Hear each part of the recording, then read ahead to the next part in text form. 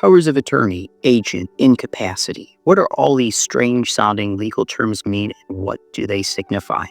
Powers of attorney are by far the most important legal document you could have prepared, but they are often the least well understood with disastrous consequences. You want to do right by your family, and the wrong choice can be catastrophic, frustrating, and expensive for the people you love the most. No one wants their legacy to be a blunder that hurts their loved ones. So what's the straight answer without all of the jargon? In this video, we're going to put in plain English what powers of attorney mean for your family and what the biggest mistake people make with them are. This topic is perfect for normal people that want to make sure that they are going to be taken care of in the event of a major medical catastrophe. You'll learn exactly how powers of attorney make sure that the person you want is making healthcare and financial decisions on your behalf when you're sick.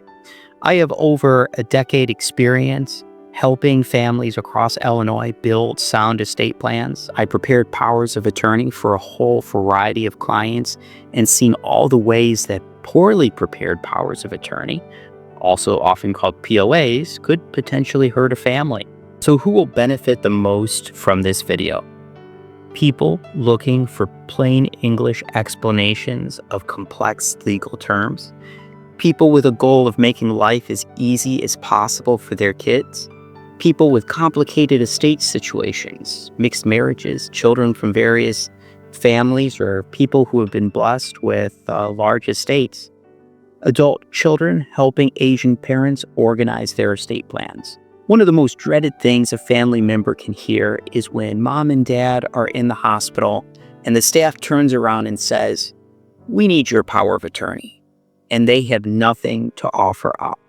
Or even worse, they need to gain access to mom and dad's bank account to pay for important medical care, but the bank won't grant them access unless they have a valid POA establishing that family member is something called your agent. How do we take that moment of anxiety away? Let's find out the best approach. At NTegrity Law, we've guided thousands of families through estate planning options, and today we're giving you the inside view without all of the legalese. So what is a power of attorney anyways? A power of attorney is what we refer to as a living document.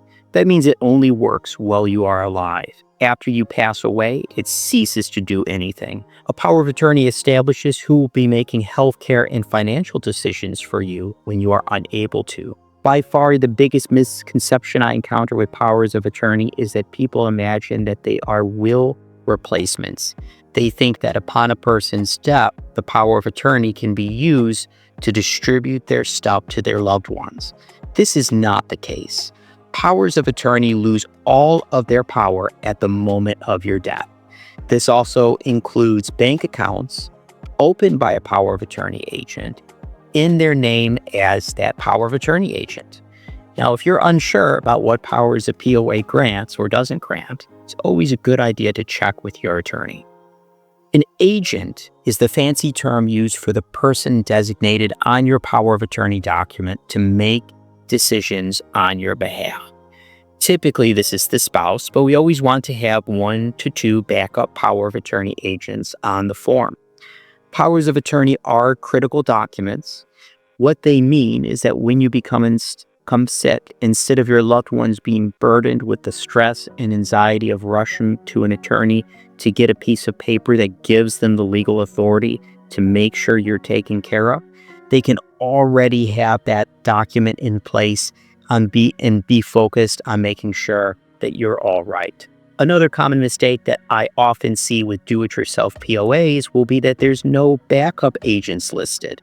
So, for example, a couple will have each other listed as the initial agents, but since there are no backup agents, this means that upon spouse one's passing, there is no one next in line to make those important decisions for the surviving spouse.